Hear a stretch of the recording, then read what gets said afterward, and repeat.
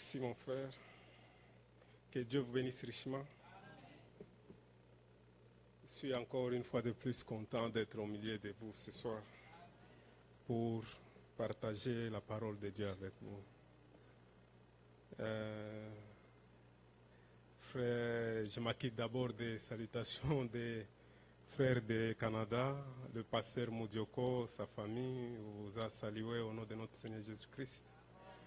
Le frère Josué, avec qui nous travaillons, vous a aussi salué dans le nom précieux de notre Seigneur Jésus-Christ. Ma femme, ma mère vous ont aussi salué dans le nom précieux de notre Seigneur Jésus-Christ. Nous remercions le Seigneur, il nous a gardés pendant ces petits voyages. Sa main a été sur nous. Que son nom soit loué. Sans plus tarder, nous allons nous lever pour la lecture de la parole de Dieu.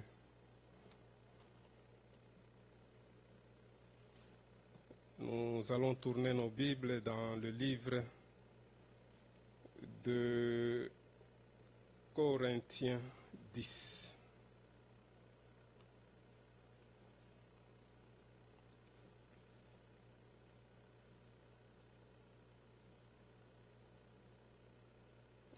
C'est une longue lecture, mais nous allons lire seulement le premier verset et nous allons continuer pendant que nous parlons de la parole de Dieu. Au chapitre 10, écoutez ce que Paul dit. Frères, je ne veux pas que vous ignoriez que nos pères ont tous été sous la nuée, qu'ils ont tous passé au travers de la mer. Vous pouvez vous asseoir. Prions. Notre Père Céleste, nous te bénissons, nous te louons une fois de plus pour tout ce que tu as fait pour nous. Je m'étais séparé avec mes frères pendant au moins 6 à 8 mois, mais il t'a plu encore dans ton amour de nous réunir encore autour de ta parole. Seigneur, ta parole dit, là où 2 ou 3 sont assemblés à mon nom, je suis au milieu d'eux. Nous avons l'assurance, Seigneur, que tu es au milieu de nous.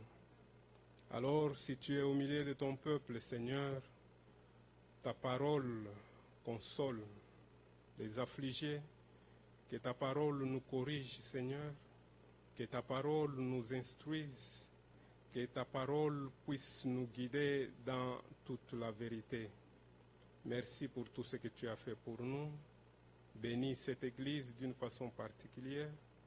Bénis son berger, bénis sa famille, bénis ce qu'il fait dans ton royaume. Merci, nous nous abandonnons entre tes mains. Puisses-tu, Seigneur, nous porter ou nous emporter dans le lieu céleste en Jésus-Christ. Que ça ne soit pas moi qui parle, mais toi au travers de moi pour consoler nos cœurs qui sont fatigués. Merci pour tout. Au nom de ton Fils, Seigneur Jésus-Christ. Amen. Bien-aimés, nous vivons dans des temps terribles, un temps qui est presque arrivé à sa fin et que le retour du Seigneur est vraiment à la porte. Tout est en train de se dessiner autour du monde et tout pointe et montre que le Seigneur revient bientôt. C'est pourquoi nous, on est ce groupe-là privilégié. Par les prophéties, Dieu nous a parlé déjà de ce qui serait, de ce qui arriverait au temps de la fin. Et beaucoup en parlent, mais ils ne sont pas instruits de ce qu'ils peuvent faire, s'ils voient vraiment la prophétie en train de s'accomplir. Mais quand nous lisons la Bible, Dieu nous a fait grâce, nous lisons avec les lunettes des révélations, et plus nous voyons les signes qui se montrent, qui se dessinent devant nous, plus nos cœurs bouillonnent au-dedans de nous, et le retour du Seigneur s'approche encore davantage. Regardez, tout le monde peut lire ces Écritures, mais il y en a ceux-là à qui Dieu s'adresse pour la préparation de l'avènement de son Fils. Regardez, la fois passée, je ne sais pas, ici, on a lu Matthieu 24. Matthieu 24, Jésus-Christ, on lui a demandé de ce qui se passerait à la fin du monde ou à son avènement. Il a répondu au verset 6. Il dit, vous entendrez parler des cris de guerre, des bruits de guerre. Vous entendrez parler de guerre. Il dit, gardez-vous de vous troubler, d'être troublés, car il faut que ces choses arrivent. Ça, personne ne peut refuser. Personne ne peut mettre un doute sur ça. Les gens dans les dénominations, ils peuvent lire la Bible, ils peuvent voir, c'est écrit noir sur blanc. Il dit, au 7, une nation se lèvera contre une nation. Et un royaume contre un royaume, et il y aura en divers lieux des famines et des tremblements de terre. Ce sont des choses que nous voyons autour de nous et personne ne peut s'en douter. Aujourd'hui, regardez un petit pays comme la Corée du Nord qui défie les États-Unis pour entrer en guerre avec les États-Unis. Un tout petit pays. Les gens peuvent s'en moquer, ils disent « Regardez, qu'est-ce que la Corée peut faire ?» Mais ça, c'est l'accomplissement de la parole déjà. La Corée du Nord, c'est à peu près 120 000 kilomètres carrés. Les États-Unis, c'est 9 millions quelques kilomètres carrés. C'est un géant, les États-Unis, devant la Corée. Mais il faut que la parole de Dieu s'accomplisse. Il faut qu'il y ait des bruits de guerre. En Afrique, les gens peuvent dire, regardez, je parle du Congo, le Rwanda ici, un pays comme ça, comment ce pays peut défier le Congo? Le Rwanda peut entrer, c'est pas moi, 80 fois dans le Congo. Tout ça, quand nous regardons, nous disons que le retour du Seigneur est proche. Le Rwanda, c'est une nation. Le Congo, c'est une nation. Quand il y a quand il s'approche pour faire la guerre, c'est normal. Nous, on voit les Écritures, qu'est-ce qu'ils disent? Une nation se lèvera contre une nation. Et bientôt, c'est le retour, bien-aimés. Parce que il parle encore de quoi? Du figuier. Instruisez-vous du figuier. Et dans Osée 9, 10, il dit, j'ai vu vos pères comme le fruit du premier figuier. Donc Israël est considéré comme le figuier. Et quand vous verrez ce figuier-là en train de bourgeonner, sachez que cette génération-là ne passera pas. Quelle génération? La génération qui verra Israël rentrer dans sa patrie. Et demain, bientôt, ça va être 70 ans depuis qu'Israël est dans sa patrie. La parole de Dieu est oui et amen. Si Dieu dit quelque chose, Dieu a déjà dit. Même si tout le monde est contre ça, Dieu a déjà dit. Si Dieu guérit, il a déjà guéri. Parce que Dieu ne peut pas encore rendre, sa parole ne peut jamais rentrer à lui sans donner les effets pour lesquels elle a été envoyée. Même si toutes les nations autour d'Israël combattent Israël, Israël est déjà rentré dans sa patrie. Dieu a tracé les frontières d'Israël. Regardez pour les États-Unis, ce sont des colons, tous les pays. Dieu a dit, prenez ça, je vous laisse le monde entier. Mais mon peuple, il a tracé, dit Jourdain va passer ici. Ici la mer Rouge. Ici c'est Syrie, ici c'est Liban. Dieu a tracé, il a montré à Josué et il leur avait donné ce pays.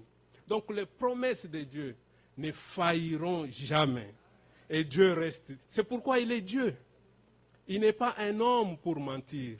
Quand il dit quelque chose, cela arrive.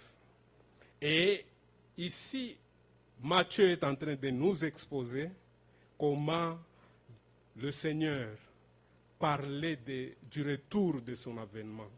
Mais j'ai aimé encore Luc. Tournons dans Luc. Regardez comment Luc a aussi parlé du même événement. Parce que Dieu suscite des ministères. Et quand ces ministères parlent, ça peut parler de la même chose, mais dans des façons différentes. Et c'est là pour l'édification de l'Église de Dieu. Regardez au premier Luc chapitre 1, comment il commence son récit. Il dit, plusieurs ayant entrepris de composer un récit des événements qui se sont accomplis parmi nous, suivant que nous ont transmis ceux qui ont été des témoins oculaires dès le commencement et sont devenus des ministres de la parole. Donc, les ministres de la parole qui ont été les témoins oculaires, quand ils parlent, ils ont la révélation de ce qu'ils disent. Ils connaissent bien ce qu'ils parlent. Et ici, on dit, ils ont été les témoins oculaires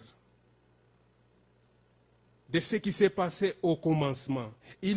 Au 3, il dit, il m'a aussi semblé bon, après avoir fait des recherches exactes sur ces choses, depuis leurs origines, de te les exposer par écrit d'une manière suivie, excellente, Théophile.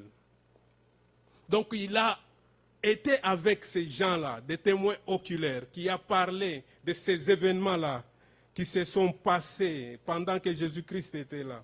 Il a regardé aussi, étant ministre, il voulait parler des choses qu'il connaît d'abord et des choses qu'il comprend. Parce qu'aujourd'hui, les ministres troublent le peuple des gens. Des fois, on parle de ce qu'on ne connaît pas. Comment on va instruire les enfants de Dieu si on parle des choses qu'on ne connaît pas d'abord soi-même? Mais ici, Luc est allé chercher, il a fait des recherches exactes pour savoir ce que je veux communiquer. Il y a des preuves, des témoins oculaires étaient là pour exposer ça. Et pourquoi faire ça? Il dit, afin que tu reconnaisses la certitude des enseignements que tu as reçus. Donc, pour marcher dans une chose, dans une affaire, il faut être certain. C'est pourquoi quand on vient ici, on ne vient pas ici pour faire une balade ou bien faire une communion quelconque. Nous venons ici autour de la parole de Dieu. Et nous devons être certains que la parole de Dieu qui est prêchée ici est la vraie parole de Dieu. Et si nous sommes certains de ces choses, nous devenons concernés. Et ces choses deviennent nôtres. Ça devient notre affaire. Les affaires de Dieu, c'est notre affaire. S'il est parlé de Dieu, je me vois moi.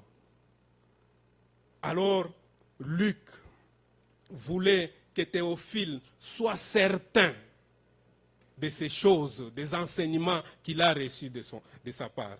Alors, allons de là qu'il a parlé des événements du temps de la fin.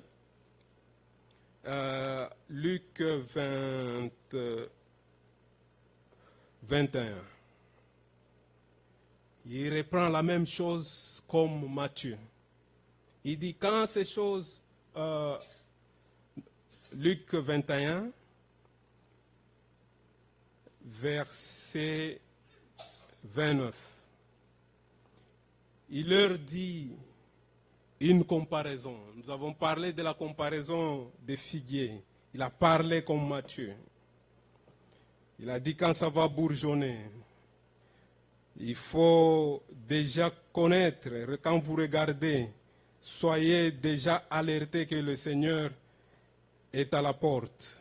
31, il parle de ça. 32, il dit, je vous le dis en vérité. C'est Jésus-Christ qui dit, cette génération ne passera point que cela n'arrive.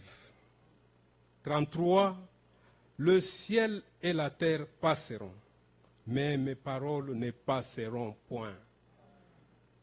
C'est pourquoi nous aimons ce Dieu-là qui ne change pas. Il reste le même. Si ce même Dieu-là, il a guéri, il a arrêté le saignement de la femme qu'il a touchée, il est encore le même aujourd'hui. N'importe quelle maladie que vous avez, lui, il est le même. Si vous le touchez par ta foi, par votre foi plutôt, Dieu va vous guérir. Nous aimons ce Dieu-là qui ne change pas. Pas un Dieu aujourd'hui, il est comme ça, demain il change. Mais le nôtre, il est le même hier, aujourd'hui et éternellement. Et ce qu'il dit, ça reste ce qu'il est dit. Et quand vous croyez à ce qu'il est dit, vous êtes un homme heureux, parce que cela va s'accomplir. Les promesses de Dieu ne dépendent pas de nous. Autant, au moment donné, lui vient, il accomplit sa parole. Son retour, ça va s'accomplir. Même si les gens refusent, même s'ils acceptent, c'est déjà promis, lui reviendrait prendre son épouse. Et il dit ici, le ciel et la terre passeront, mais mes paroles ne passeront point. Mais maintenant, après toutes ces choses-là, quand on donne un avertissement, comme on le donne ici dans une prophétie de ce qui va se passer avant son avènement, avant son retour, il y a toujours une instruction liée à ce message-là. C'est comme aujourd'hui, dans la ville d'Atlanta, quand nous regardons dans le météo, il peut y avoir un message. On dit, la neige va tomber, c'est 25 cm. Alors c'est un message que la météo donne. Et ce message-là a toujours il y a toujours une instruction qui est liée à ce message-là. Et si vous ne prenez pas ce message-là avec sérieux, ou l'instruction qui vient avec ce message-là, vous pouvez être pris par la neige. Vous pouvez avoir un accident. Un accident éventuel peut arriver. Et alors, quand on dit il y a 25 cm, il y a une instruction qui vient avec ce message. C'est-à-dire, vous allez peut-être diminuer vos déplacements inutiles pour rester à la maison, parce que ça glisse à l'extérieur. Et si vous sortez, si c'est nécessaire que vous sortiez, vous allez conduire modérément. Là où c'est écrit 75 km par heure, vous allez réduire 20 km peut-être par heure. Ça, c'est l'instruction liée au message qui a été donné concernant la neige. Si vous conduisez, vous devez avoir aussi les winter tires pour que votre frein, même s'il n'est pas, votre freinage, même s'il n'est pas parfait, quand même vous allez vous arrêter à une distance donnée pour réduire aussi les accidents. Ça, ce sont des instructions qui viennent avec le message qu'on a lancé par la météo Atlanta qu'il va neiger.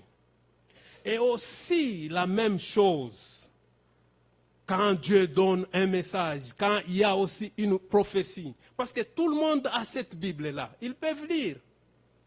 Ils peuvent lire qu'il y aura des guerres. Ils voient qu'il y a la guerre. C'est la dénomination. Ils peuvent lire qu'il y aura une nation qui s'élève contre une nation. Ils peuvent voir ça. Mais est-ce qu'ils tirent attention à l'instruction qui est donnée? Est-ce qu'ils suivent bien les instructions? Mais maintenant, au verset 34, regardez ce qui est écrit là. j'aimerais bien que nous comprenions l'instruction qui est liée à l'avènement du Seigneur.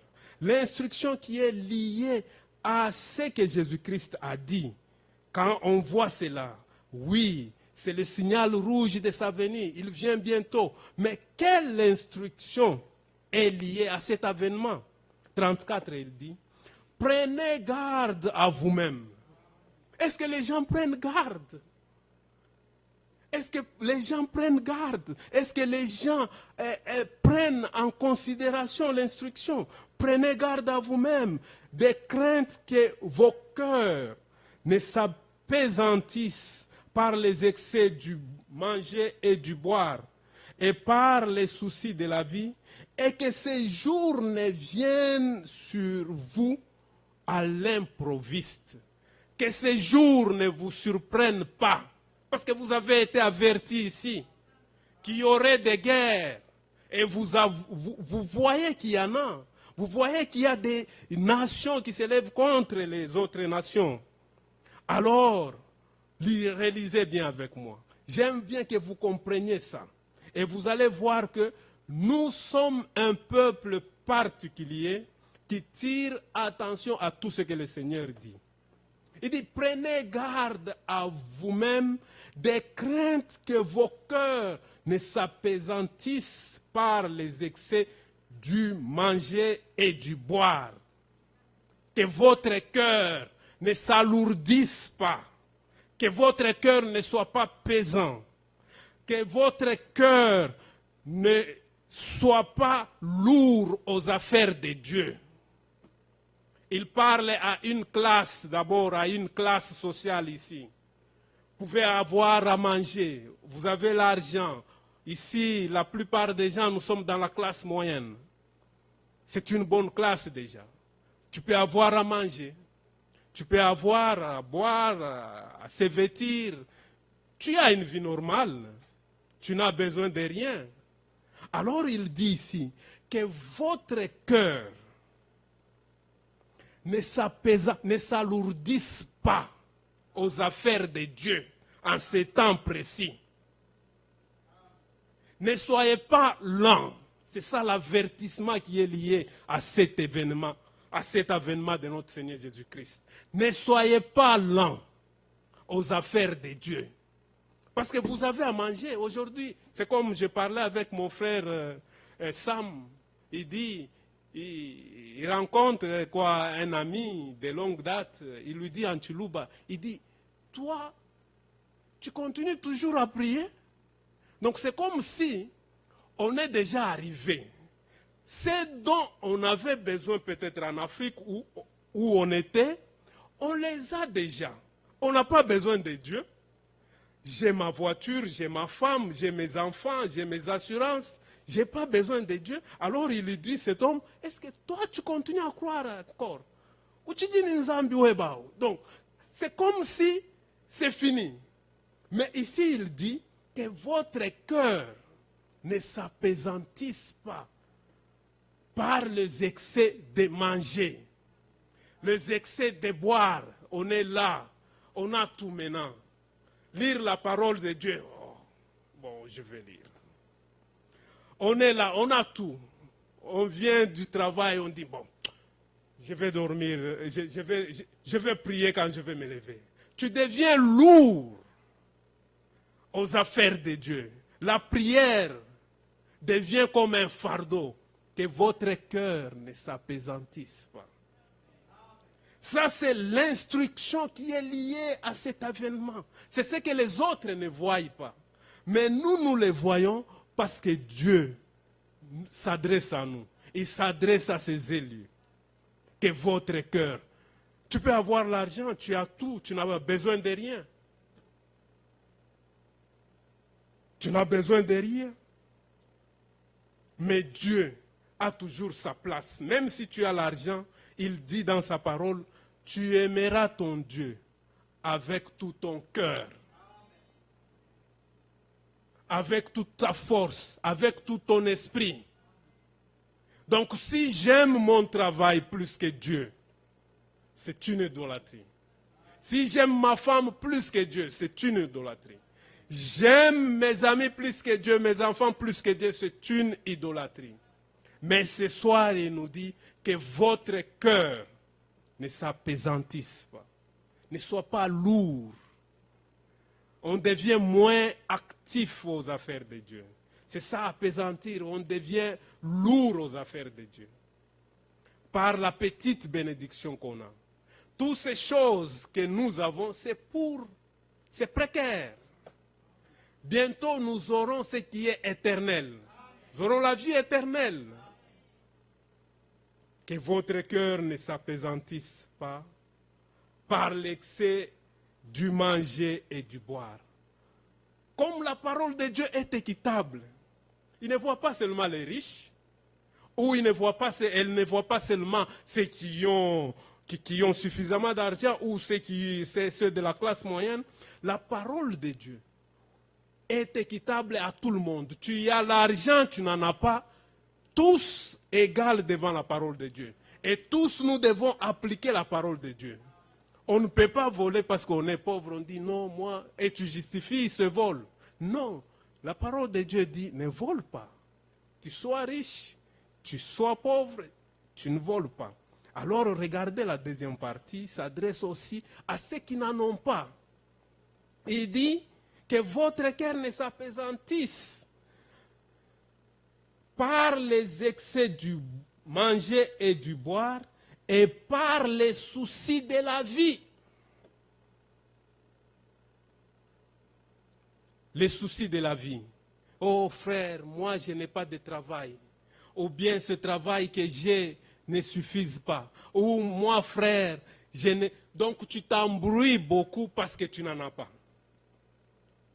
Que cela ne t'alourdisse pas aux affaires de Dieu. Que le travail ne te tire pas plus. Donc tes inquiétudes là ne soient pas au-dessus de la mêlée. Le Seigneur est là. Il veut te relever. Il veut te conduire. Il veut te parler. Il veut te consoler. Si tu as des problèmes dans la vie, lui, il peut les résoudre. Ce n'est pas parce que tu vas avoir des soucis, des inquiétudes, que ces problèmes-là seront résolus. Non. Il faut que tu parles au Seigneur. Il ne faut pas que ces inquiétudes-là t'empêchent d'être en présence de Dieu. Oh frère, moi, pour payer la maison, c'est difficile. Et alors, que ces soucis de la vie-là ne vous appesantissent pas à la parole de Dieu, ne vous rendent pas lourd pour être actif, pour vous donner à la parole de Dieu les soucis de la vie. Tu peux manquer du travail, mais lui donne le travail. Tu peux manquer un enfant, mais lui donne. Il donne tout. Il console. Tu peux avoir un souci, mais lui, il est là pour nous soulager. Et cela s'est fait au travers de sa parole. Pourquoi? Parce que si vous avez des soucis, regarde ce qu'il dit. Si vous êtes lourd aux affaires de Dieu, regarde ce qui suit.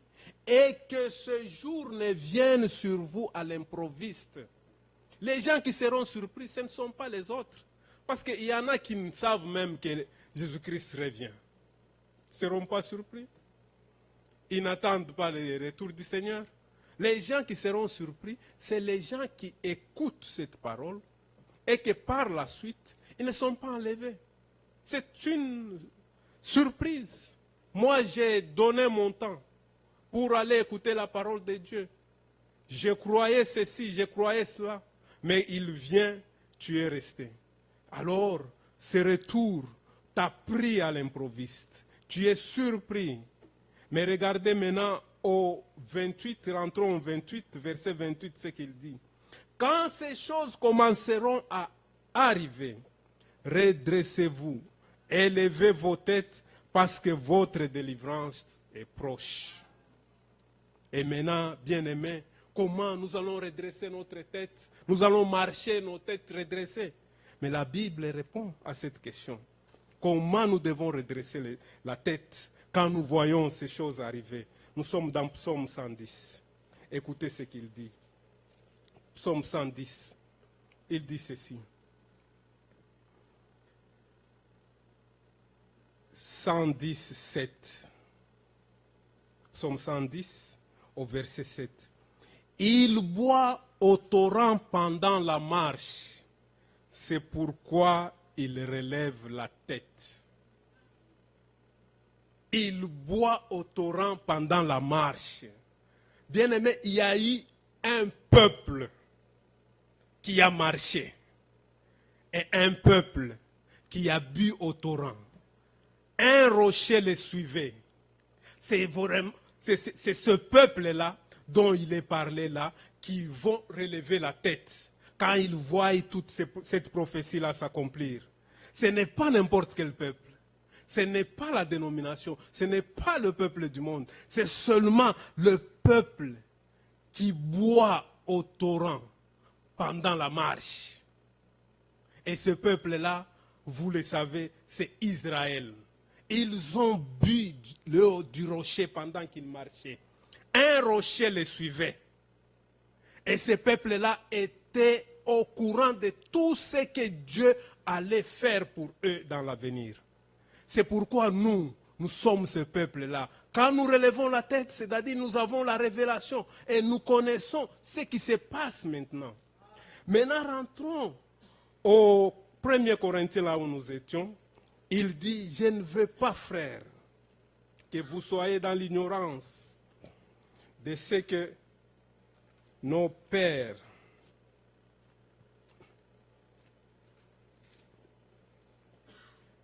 « 1 Corinthiens 10, écoutez ce qu'il dit. Il nous exhorte ici. Il dit, frères, je ne veux pas que vous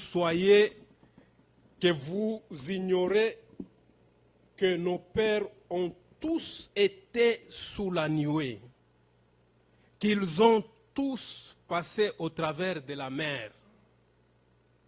Paul lui dit ici, je ne veux pas que vous soyez dans l'ignorance autrement.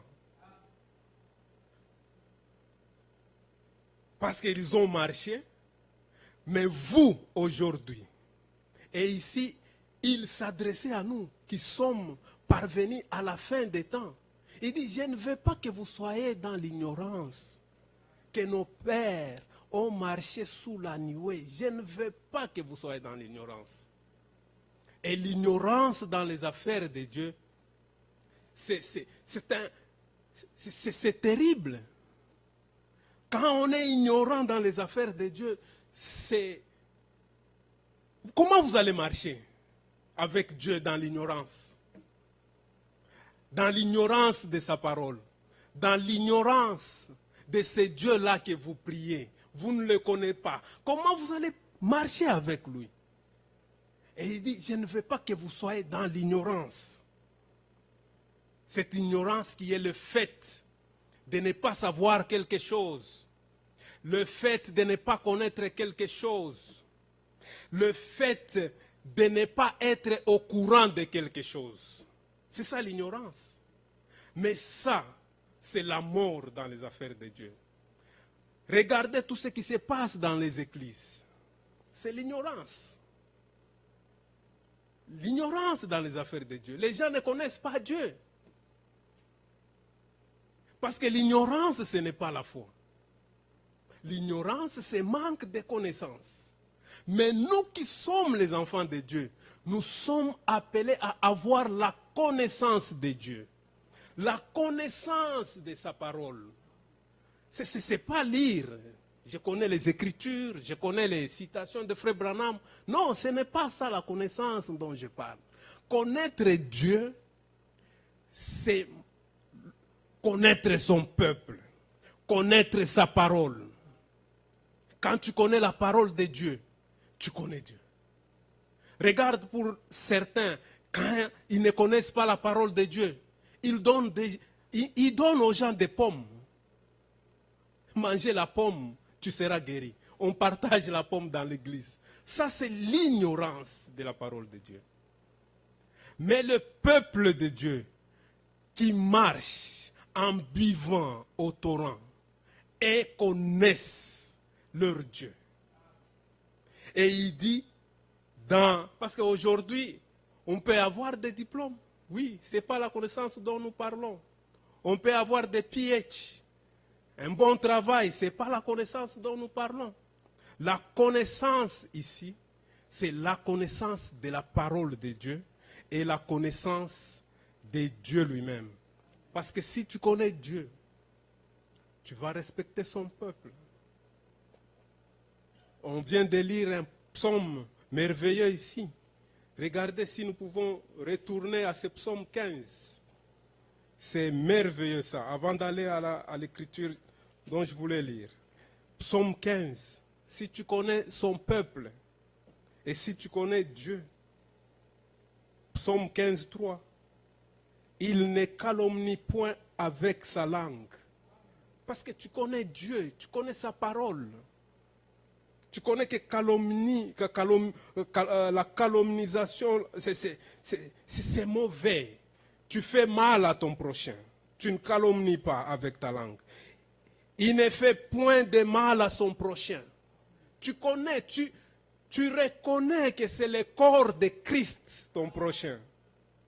Tu ne critiques pas ton prochain. Parce que si tu critiques ton prochain, tu l'exposes à l'extérieur. Et quand tu exposes un enfant de Dieu, ce n'est pas bien. C'est le corps de Jésus-Christ. Dieu a pris le corps pour venir mourir pour celui-là que toi tu dénigres. Aujourd'hui, s'il y a un problème, pourquoi ne pas résoudre? C'est ça connaître Dieu. Je prie comme la Bible nous recommande. Avant de prier, si je me rappelle qu'un frère a quelque chose contre moi, pas moi j'ai fait quelque chose contre un frère. Si un frère a quelque chose contre moi, la Bible dit, laisse cette offrande-là.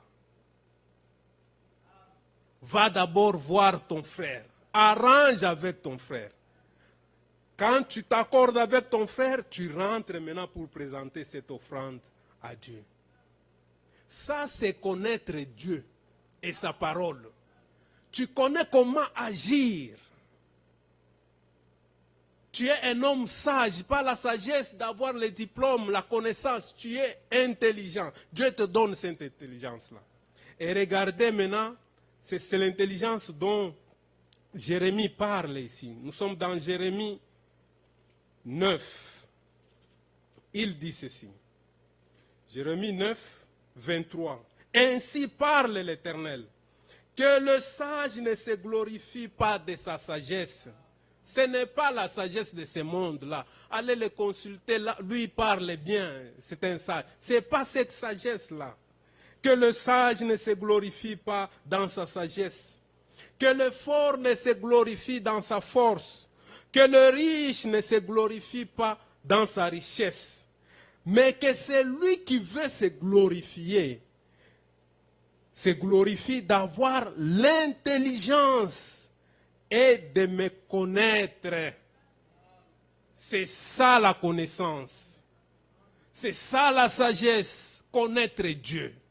Tu es un homme heureux. Tu marches avec lui. Tu respectes Dieu. Tu respectes son peuple. Connaître Dieu.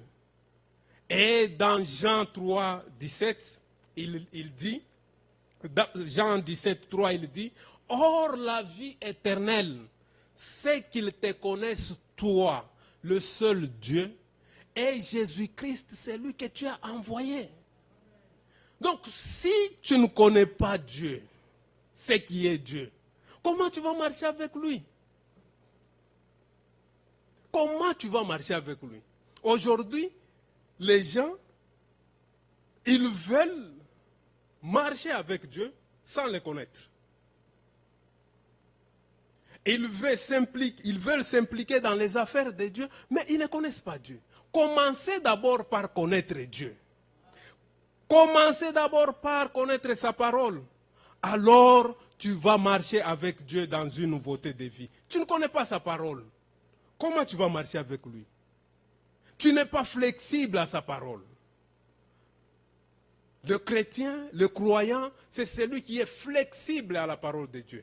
La parole de Dieu sort, il prend. Même s'il n'est pas en mesure d'appliquer cette parole, il dit, Seigneur, aide-moi. Voilà la connaissance de la parole de Dieu. Aide-moi, je vais être comme toi. Je vais marcher avec toi, mais seul je ne peux rien. Alors viens à mon secours. Voilà celui qui connaît Dieu.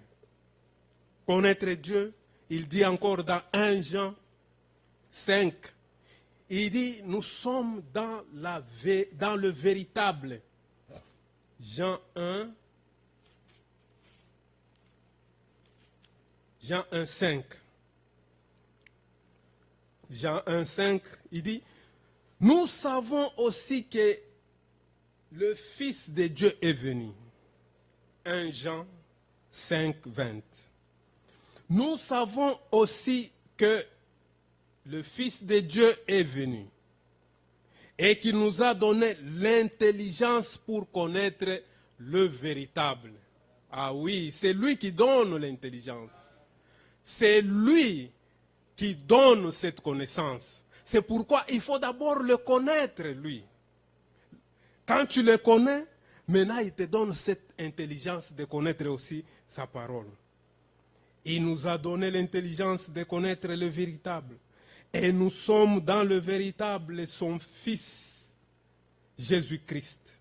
C'est lui qui est le Dieu véritable et la vie éternelle. Aujourd'hui, ils marchent dans la Trinité. Ils ne connaissent pas Dieu. Et pourtant, ces jours-là, Philippe lui a dit, Seigneur, tu parles beaucoup de Père, du Père. Maintenant, on est à bout. Montre-nous le Père et cela suffit. Il dit à Philippe, Philippe, j'ai été avec toi pendant longtemps, tu ne me connais pas. Tu vois. Donc Jésus-Christ, c'était l'image visible de Dieu invisible. Donc si tu veux voir Dieu, parce que Dieu c'est un esprit, et on ne peut pas voir un esprit, il faut que Jésus-Christ soit là pour que tu vois Dieu. Donc si tu vois Dieu, si tu vois Jésus-Christ, voulais-je dire, tu vois Dieu. Et là, tu as la connaissance du véritable. Tu as la connaissance de Dieu. Aujourd'hui, la Trinité, ils sont à côté. Ils baptisent au nom du Père, du Fils et du Saint-Esprit. C'est parce qu'ils n'ont pas la révélation du nom. S'ils connaissent le nom de Dieu, ils baptiseront tout simplement au nom de Dieu. Mais ils s'embrouillent au nom du Père et du Fils. Ils ne connaissent pas Dieu. Mais nous, Dieu nous a donné cette grâce aujourd'hui de connaître le véritable. C'est pourquoi nous voulons marcher dans la vérité de la parole. Nous voulons que cette parole qui est la vérité puisse venir nous purifier, qu'elle nous sanctifie, pour que nous marchions dans une nouveauté de vie avec Dieu. Connaître Dieu, c'est connaître que la parole de Dieu, cette Bible, est la parole de Dieu infaillible. Donc, si on veut parler de Dieu, et qu'on parle de quelque chose qui n'est pas la parole, qui n'est pas dans la Bible, ce n'est pas la parole de Dieu. Si tu veux nous parler de Dieu, il faut ce que tu dis soit trouvé dans la parole de Dieu. On vérifie, comme les chrétiens de Béréa, tout ce que nous écoutons par la parole de Dieu. Parce que la parole de Dieu, c'est ça le testament. Et Frère Branham dit, la parole de Dieu, ou la connaissance divine, cette connaissance divine a comme source Dieu lui-même. Donc la connaissance divine vient de Dieu. Et si nous voulons croire, s'il y a quelque chose à croire dans la Bible, il faut d'abord l'examiner à la lumière de la parole de Dieu. Nous ne pouvons pas croire en dehors de la parole de Dieu. Ce n'est pas la parole de Dieu. C'est pourquoi Jésus-Christ, quand il parlait, il pouvait dire, les prophètes n'ont-ils pas dit? Il est dit, il est écrit dans les prophètes. Lui aussi qui était la parole de Dieu, il se référait aussi à la parole de Dieu. Si nous voulons parler de Dieu, qu'on soit limité, et Paul dit quelque part, n'allez pas en dehors ou au-delà de ce qui est écrit. Dit dans Galates, n'allez pas au-delà de ce qui est écrit. Ce qui n'est pas écrit, ce n'est pas la parole de Dieu. Alors, comme je disais, ça c'est la dernière expression de Dieu et de la volonté de Dieu. La dernière expression de la volonté de Dieu. C'est ce que Paul dit dans 3 Galates 15. Il dit que cette parole c'est comme un testament. Le testament, c'est comme j'ai ma famille, avant de mourir, je vais voir le notaire, l'avocat, j'ai dit il y a ceci, il y a cela. Le notaire signe, moi je signe. Dès que je meurs, rien ne peut être apporté comme changement à ce testament-là. Rien ne peut être ajouté. On ne peut jamais ajouter ni retrancher. Ça reste, c'est un testament. Et cela est valable. Il dit ça dans Galates 3. Il dit frère. Dans Galates 3, 15, il dit frère. Un testament en bonne forme, bien que fait par un homme, n'est annulé par personne et personne n'y ajoute. C'est pourquoi, bien-aimés, nous sommes un peuple privilégié en ce temps de la fin de connaître ces choses. Ce n'est pas parce que nous avons été dignes, mais c'est parce que Dieu lui-même, il a eu miséricorde sur nous, il s'est révélé à nous, comme il s'est révélé ce jour-là à Pierre de donner la grande révélation. Et la véritable révélation, et la véritable connaissance vient de la révélation de la parole de Dieu. Si vous n'avez pas de révélation, il n'y a pas moyen que vous ayez la bonne connaissance de la parole de Dieu. Regarde, je disais tantôt, ce qui se passe dans des églises. Oh bénite, c'est parce qu'ils n'ont pas de révélation. Proverbe 29 dit, et s'il n'y a pas de révélation, le peuple est sans frein. Imaginez-vous un véhicule qui n'a pas de frein. Même si c'est un véhicule le plus cher du monde, il va causer toujours des dommages. Parce qu'il n'y a pas de frein. C'est ce qu'on voit des grandes églises. Mais regardez maintenant ce qui est prêché. Il n'y a pas de révélation. Et j'ai vu une vidéo, on donne de la pelouse aux croyants pour être guéris ou pour avoir la bénédiction. Il n'y a pas de révélation. Et les gens acceptent. C'est parce qu'ils n'ont pas de révélation. On leur apporte la parole, entre guillemets, la parole de Dieu, mais sans révélation. Comment ils auront la connaissance s'ils n'ont pas de révélation?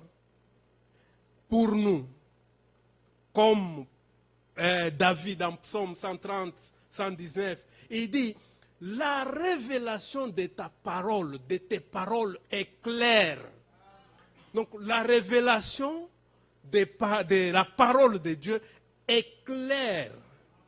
Elle donne l'intelligence au simple. Elle donne l'intelligence au simple. C'est pourquoi aujourd'hui, on peut s'estimer pendant ce peuple-là à qui Dieu a parlé. Dieu, dans cet âge de la fin, il nous a parlé. Et c'est par cette révélation de la parole qu'il nous a parlé. C'est pourquoi Paul dit, je ne veux pas que vous soyez dans l'ignorance. L'ignorance tue. L'ignorance cause des dommages. Et il s'adresse à nous. Il dit, je ne veux pas que vous soyez dans l'ignorance de ce qui s'est passé avec nos pères dans le désert. Qu'est-ce qui s'est passé dans le père dans le désert? Et dans le verset 2, il dit, 1 Corinthiens 10, 2, il dit qu'ils ont tous été baptisés en Moïse dans la nuée et dans la mer. Qu'ils ont tous mangé le même aliment spirituel. Bien-aimés, ces gens-là, s'ils pouvaient venir aujourd'hui pour témoigner, Dieu marchait avec ces gens-là. Une expérience véritable. Donc, les mannes tombaient du ciel. Comme vous me voyez là, les mannes tombent du ciel. Donc, la nourriture spirituelle, ils ont mangé, ils ont goûté, ils ont marché avec Dieu. Ils ont eu des véritables expériences. Et Dieu a effrayé une voix. Frère, regardez même dans la mise en scène qu'on regarde, il touche les os de la mire. Il touche comme ça. Ils sont passés là. Une véritable connaissance, une véritable expérience avec Dieu. Ils ont marché, ils ont bu.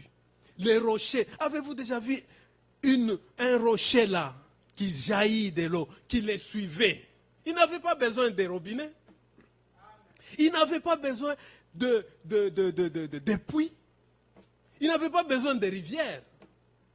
Dieu a effrayé un chemin pour ces gens-là. 4, il dit, et qu'ils ont tous bu, bu le même breuvage spirituel, car ils buvaient à un rocher spirituel qui les suivait, et ce rocher était Christ.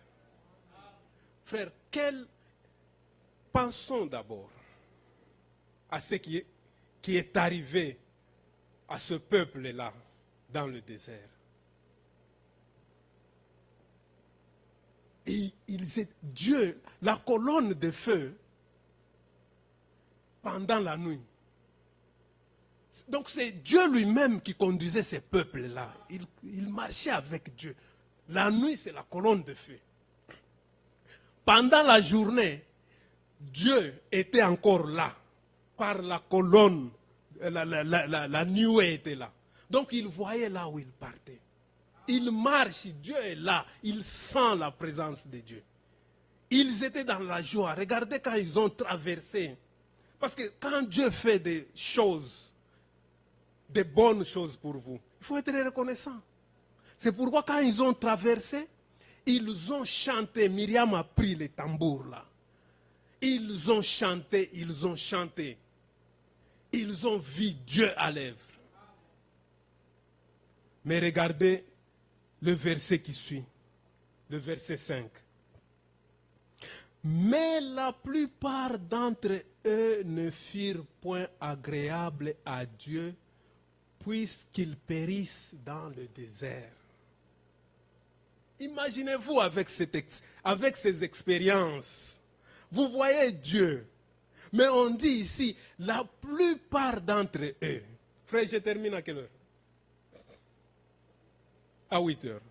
Il dit, la plupart d'entre eux ne furent pas agréables à Dieu.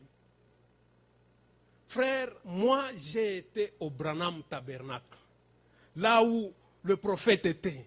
J'étais là où l'ange de l'Éternel descendait. J'étais. Frère, moi j'ai été avec frère Franck. Oh frère, moi, frère Franck a prié sur moi.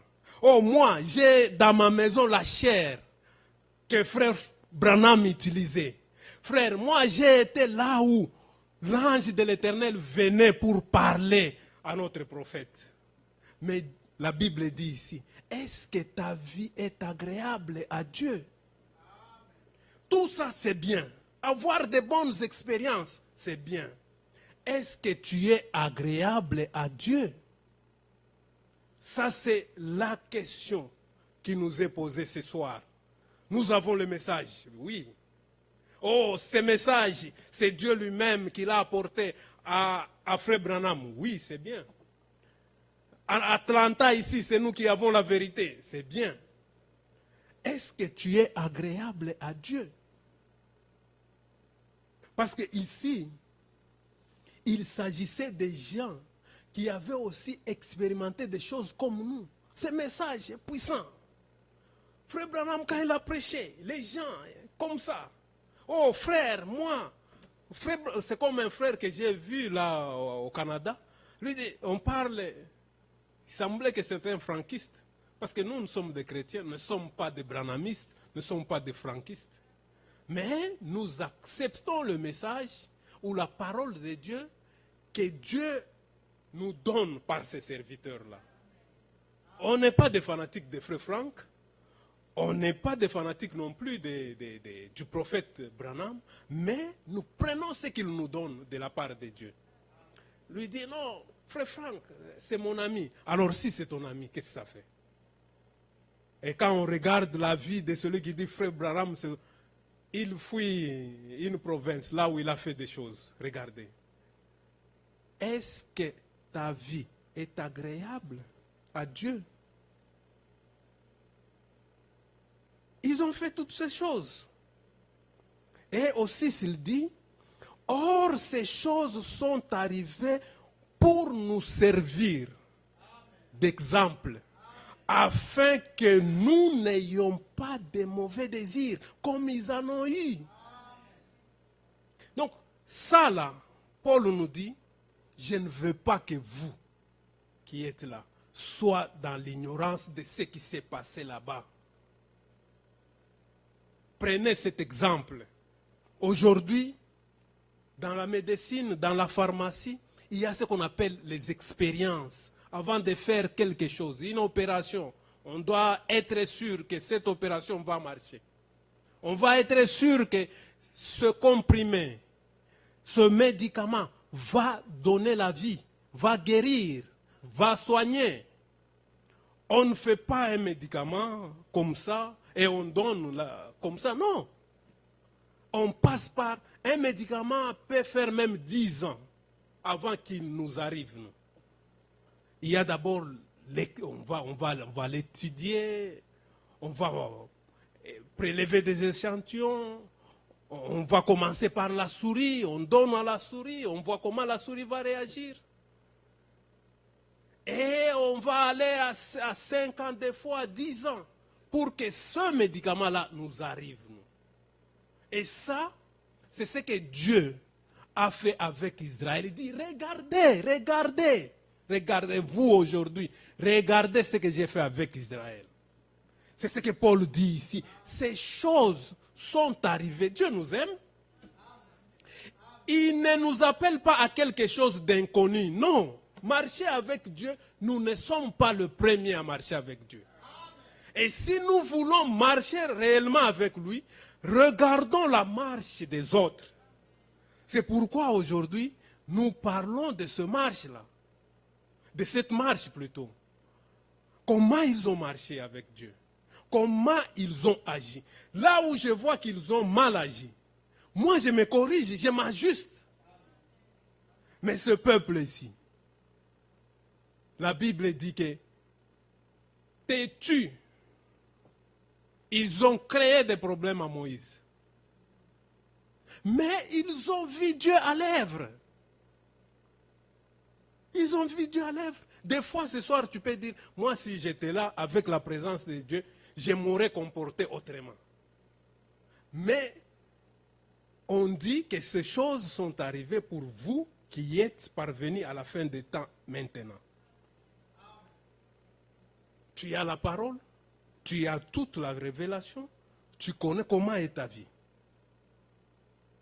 Est-ce que tu es agréable à Dieu? La façon dont tu te comportes dans les couples, est-ce que tu es agréable à Dieu? La façon dont tu te comportes au travail, tu es agréable à Dieu? La façon dont tu te comportes à l'école, est-ce que tu es agréable à Dieu? C'est ça la question. Tu as la colère. Ah non, ça c'est ça mon défaut. Ah donc tu prends part à ce péché-là parce que la parole de Dieu dit dans Jacques, il dit la colère de l'homme n'accomplit jamais la justice de Dieu. Ah non, non, ça c'est ça, c'est mon défaut, c'est comme ça que je suis. Donc on est en train d'aménager le péché, soit disant que c'est ce qu'on est. Est-ce que cette vie-là est agréable à Dieu? Or, ces choses sont arrivées pour servir d'exemple afin que nous n'ayons pas de mauvais désirs comme ils en ont eu. Ces gens-là avaient de mauvais désirs. Ils voulaient toujours taquiner Moïse. Oh non, on leur donne à manger. Non, maintenant, où est l'eau? On donne de l'eau. Ah non, Moïse, nous... Écoutez, il y a quelque part que je lisais, je crois dans Deutéronome. Bien aimé, ils ont envié la servitude que cette libération de Dieu. Dieu vient, il vous délivre de la servitude. Mais vous sortez, vous enviez encore le monde. Dieu vous rachète, vous enviez encore. Dit, frère, là, c'est quand nous on était. Tu montres même la photo de la mauvaise vie. Tu dis, ça, c'est ce que nous étions, nous, moi. Non, tu devrais avoir honte.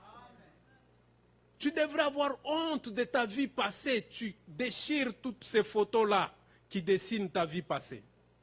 Mais quand ils sont arrivés là dans Deutéronome, il dit, nous on commence à manger seulement la manne. La manne. Là-bas, on avait des pots de viande, on avait ça et ça. Ici, la manne, la manne, la manne. Frère, un aliment préparé au ciel et la viande préparée par les mains d'hommes. Et ils ont préféré la viande. Il dit, tu viens nous souffrir ici, nous faire souffrir ici. Frère, la libération est plus loin que la servitude. Je veux mieux être libre, même si je suis pauvre, que d'être attaché, mais je mange les beefsteaks. La liberté, il faut l'apprécier. Et regardez tous ces gens-là qui sont liés, ils apprécient la liberté. Mais parce qu'ils sont libérés, ils commencent à penser là. Non, bien-aimé. La vie passée est restée derrière nous. Nous avançons avec Dieu. Alors, il nous dit ici, je ne veux pas que vous soyez ignorants. Ne soyez pas dans l'ignorance. Parce que Dieu, il est Dieu de sa parole. Ne croyez pas que si vous sortez la ligne du devoir, Dieu va s'inquiéter. Non, Dieu, l'incrédulité ne l'arrête pas. Lui avance. C'est toi l'incrédule qui va s'arrêter. Lui avance. Il est le Dieu de sa parole. Dieu s'attache à sa parole. Et si tu te détaches de sa parole, tu es resté à l'écart, c'est fini. Dieu, qu'est-ce qu'il perd? C'est toi qui perdais Dieu. Donc tu perds Dieu. Lui ne perd rien. Je ne veux pas que vous soyez dans l'ignorance. 7, il dit, ne devenez point idolâtres comme quelques-uns d'entre eux, selon qu'il est écrit, le peuple s'assit pour manger et pour boire. Puis, ils s'élevèrent pour se divertir. Un jour, Moïse va dans les montagnes. Il reste avec Aaron. Il commence à dire, qu'est-ce qui est devenu ce Moïse-là? C'est un langage là qu'on attend même aujourd'hui. Qu'est-ce qu'il est devenu, votre pasteur là? Vous venez tous dans la même église, tu commences à appeler ton pasteur, votre pasteur là. Qu'est-ce qui est devenu avec votre diacre là, vos diacres, vos prédicateurs? Ils commencent ce langage-là, c'est là. Mais aujourd'hui, on nous dit, ne soyez pas ignorants de ce qui est arrivé ces jours-là. Vos pasteurs là. Et quand vous voyez ça, il a déjà rétrogradé. Il commence à appeler vos pasteurs là. Votre église là. Mais il venait là-bas. Ça devient votre église. Qu'est-ce qu'il est devenu, ce Moïse là? Maintenant, ils acculent Aaron. Faites-nous un Dieu. Faites-nous un Dieu.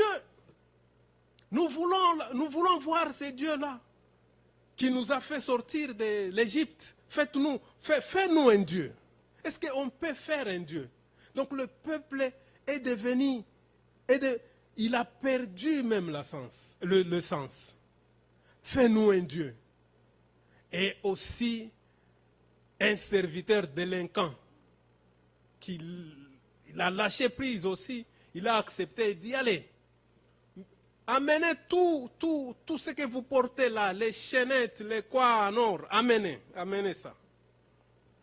Un serviteur de Dieu reste avec la parole. Même si les gens disent que aujourd'hui tous, nous quittons cette église parce que tu ne prêches pas ça. Tu ne prêches pas les tonnerres sont révélés, tu ne prêches pas la grâce infinie, nous abandonnons l'église. Lui va rester avec l'église. Dieu l'a engagé.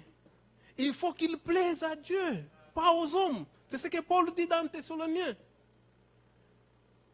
Il dit, moi je dois plaire à Dieu, pas aux hommes. Il a lâché. Et on lui a apporté toutes ces choses-là. Et vous savez que Dieu aime l'or. Hein? Et puis les symboles de l'or, là, l'or c'est Dieu. Hein? Allez, amenez de l'or. On amène de l'or. On fait un veau d'or. On dit, le veau d'or est là. Maintenant, Aaron dit, Israël, voici votre Dieu qui vous a fait sortir de l'Égypte.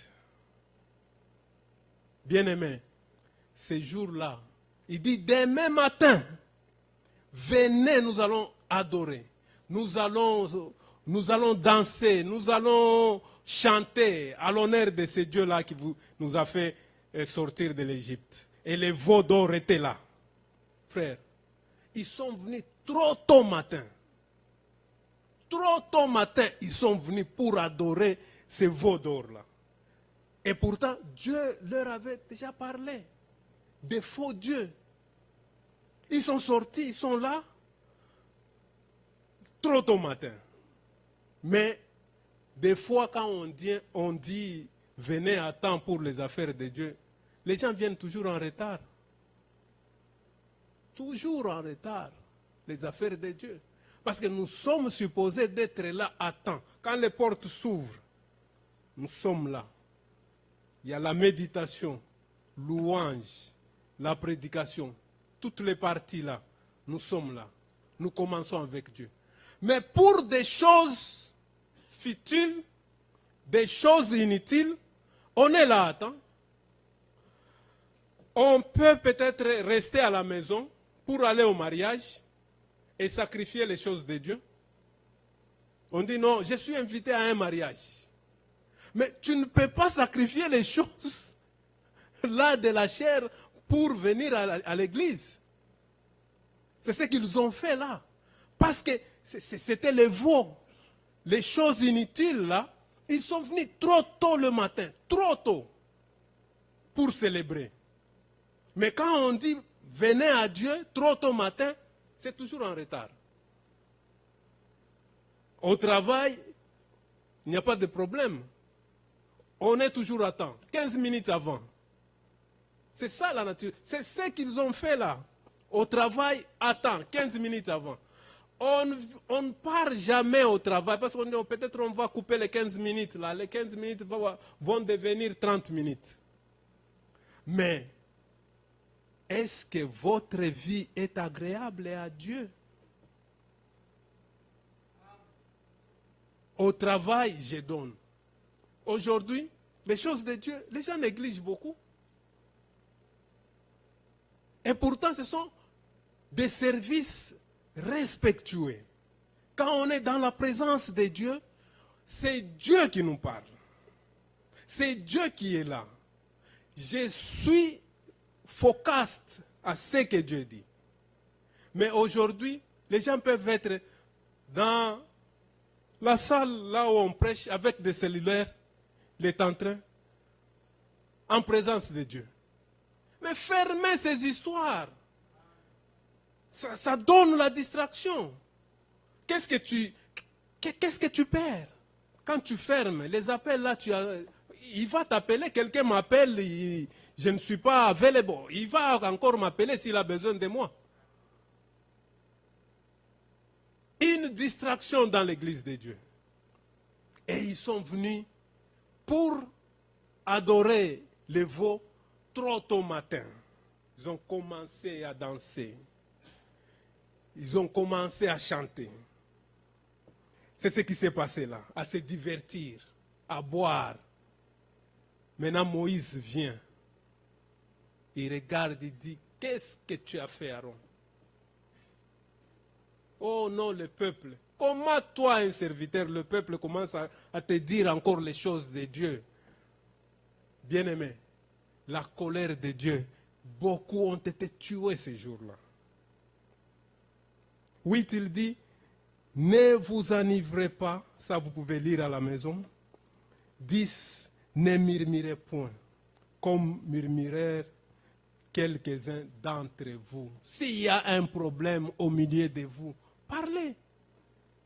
Ne murmurez pas. Oh, tu vois, parlez. Là où il y a Dieu, il y a l'esprit de liberté. Quand tu vois quelqu'un commence à murmurer, donc il y a quelque chose qui ne va pas. Parlez. Demandez. S'il y a quelque chose, au pasteur, allez demander, je vois ça et ça. Ne murmurez pas. Vous allez donner l'accès au diable. Soyez open. Parlez de votre feeling. Dieu va vous aider. Les serviteurs de Dieu vont vous parler. Mais quand ils commencent à murmurer, 11, il dit pour terminer, ces choses leur sont arrivées, il reprend encore parce que c'est nécessaire. On ne peut pas reprendre quelque chose dans la Bible s'il n'y a pas la nécessité. Ces choses leur sont arrivées pour servir d'exemple. Et elles ont été écrites pour notre instruction à nous qui sommes parvenus à la fin des siècles. Ça s'adresse directement à nous. Bien-aimés, il s'agit de plaire à Dieu. Il s'agit de marcher avec Dieu dans une nouveauté de vie. Ne vous contentez pas toujours le message. Nous sommes dans la vérité, nous sommes dans la vérité. Et quand on regarde, il n'y a pas cette vérité-là. Quand on regarde, il n'y a pas cette... Il faut que votre vie, le prophète a parlé d'un petit message, que votre lumière luise. Et on a traduit, on parlait aussi de un panneau publicitaire. Et c'est vraiment ici en Amérique, là où tu vois, tu peux conduire, même si tu es loin. Tu vois vraiment que ça c'est un panneau, ça dit ça et ça et ça. Et le prophète dit, il faut que votre vie soit comme ce panneau-là publicitaire. Qu'on lise que tu es chrétien. Qu'on témoigne que tu es chrétien. Et quelque part, Jésus-Christ lui dit, si votre justice ne dépasse pas celle des pharisiens, ne surpasse pas celle des pharisiens, vous n'entrerez pas dans le royaume. votre justice, la façon dont vous vous conduisez, si cela ne dépasse pas les gens de dehors là, vous n'entrerez pas. Il faut qu'ils regardent votre vie. Il faut qu'ils regardent votre façon d'agir. Parce qu'aujourd'hui, ce n'est pas parce que tu as été provoqué, tu justifies ta réaction. Non. Ça ne compte pas. Dieu, c'est la façon dont tu agis. Même si on t'insulte, mais la façon dont tu réagis, c'est ce qui compte devant Dieu. Ce n'est pas la justification. Voyez, ce n'est pas la justification. Si il dit, si votre vie, votre justice ne surpasse pas celle des pharisiens et des scribes. Frère, les pharisiens étaient des hommes pieux quand tu les regardais comme ça. Ce n'est pas comme le pharisien était des... Non, ils lisaient les Écritures. Ils étaient assis dans la chair de Moïse. Ils connaissaient les Écritures. Les pharisiens. Ils pouvaient prier, mais des grands hypocrites. Vous voyez, mais des grands hypocrites. Mais regardez, d'abord, ils partaient aux synagogues. S'il y a culte, ils partaient aux synagogues. Ils lisaient. Mais si toi tu ne lis pas, ta vie ne surpasse pas celle des pharisiens. Si tu connais lire, pourquoi tu ne lis pas? Et qu'est-ce que tu lis si tu ne lis pas la Bible? Est-ce que votre vie est agréable à Dieu? La plupart d'entre eux, en ces jours-là, ne furent pas agréables à Dieu parce qu'ils périrent dans le désert. Et ça, Paul dit, ça là, nous allons prendre ce parcours-là des enfants d'Israël avec notre parcours. On regarde. Ils arrivent à Kadesh Barnea. Et ils trouvent le peuple moabite. Le peuple moabite les approche, ils disent, nous sommes les mêmes gens. Regarde, nous venons de Lot. Vous venez d'Abraham. Mais nous sommes les mêmes. Est-ce que deux peuples peuvent-ils marcher s'ils ne sont pas en accord? Celui-là n'est pas dans la vérité. Toi, tu es dans la vérité. Comment vous pouvez marcher ensemble? Ils ont accepté, les enfants d'Israël. Ils ont accepté. Ils disent, ok, nous sommes les mêmes. Alors, nous ne voulons pas que vous passiez comme ça. Voulons faire une fête. Une fête, c'est parce que Dieu vous a livré, vous a délivré. Et ils ont accepté la fête. Ah non, il n'y aura pas de musique du monde. C'est seulement un pâté, comme ça. C'est le mariage. Frère, ils ont commencé lentement, lentement. Après un moment donné, les Moabites, les femmes maintenant, sont entrées dans des mini-jupes là. Et Israël regarde, nous, avec de longues jupes, tu commences à comparer. Un enfant de Dieu ne compare pas ce qu'il a dans la maison avec ce qui est à l'extérieur. Tu ne peux pas comparer ta femme avec la saleté que tu vois à l'extérieur. Tu ne peux pas comparer ce qu'on vous donne ici avec ce qui est donné à l'extérieur. La comparaison commence, la réflexion commence. Bien-aimés, ils ont commis d'adultère ces jours-là. Et Dieu est descendu. Il a tué 23 000 ont été tués ces jours-là. Et vous savez, Dieu a dit aux enfants d'Israël, vous ne tuerez pas. Mais ces jours-là, pour arrêter la colère de Dieu, Phiné a pris une lancée. Il est allé enfoncer les deux amants. Il les enfonce. Dieu ne l'a pas jugé. Il dit que non, il a satisfait Dieu. est-ce que ta vie est agréable à Dieu ce soir? Même si tu viens ici, et chaque fois que nous venons ici, cela présente un risque. Regardez les autoroutes que nous traversons pour venir ici, c'est un risque. Est-ce que nous venons ici pour nous regarder ou bien nous venons ici pour avoir une communion avec Dieu? Je ne peux pas risquer ma vie pour à la fin, je sois dans la surprise. Non. Alors il est grand temps, les enfants de Dieu, que nous prenions les choses en main, que nous marchons avec notre Dieu. Parce que les prophéties qui s'accomplissent montrent très bien que le retour du Seigneur est à l'approche. Et en ces temps de la fin, nous avons un message précieux. Mais le message de Dieu, qui est la parole apostolique, qui est la parole de commencement, qui est la parole rétablie, restaurée, l'a été.